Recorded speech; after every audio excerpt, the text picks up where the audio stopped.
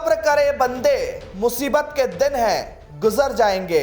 आज जो तुझ पर हंसते हैं कल वो तुझे देखते रह जाएंगे। जनाब, इन दिनों मरूधरा की सियासत में सियासी सब्र के बांध की जबरदस्त चर्चाएं हैं। कहा जा रहा है कि अब सब्र का फल मिलने का वक्त आ गया है। तभी तो सूबे के मुखिया का सब्र का बांध एक बार फिर टूटता नजर आ रहा है।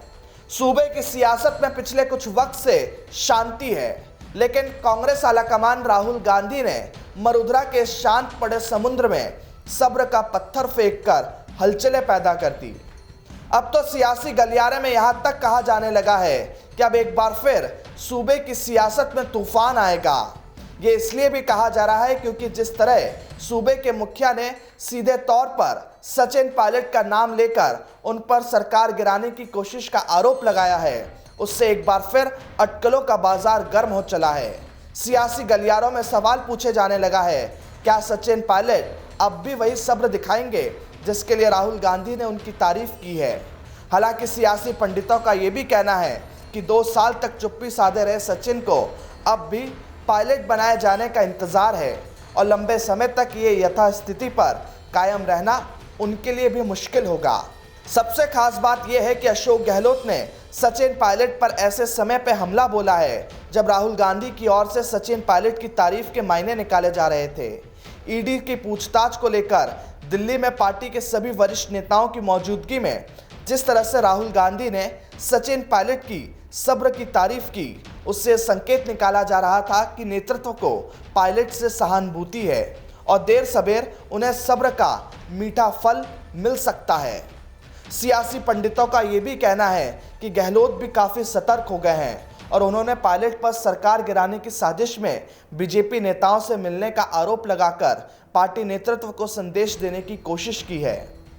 अब एक बार फिर मुख्यमंत्री अशोक गहलोत का वो बयान भी सुन लीजिए जिसमें उन्होंने सीधे तौर पर पायलट पर अपनी सरकार गिराने का आरोप जड़ दिया था।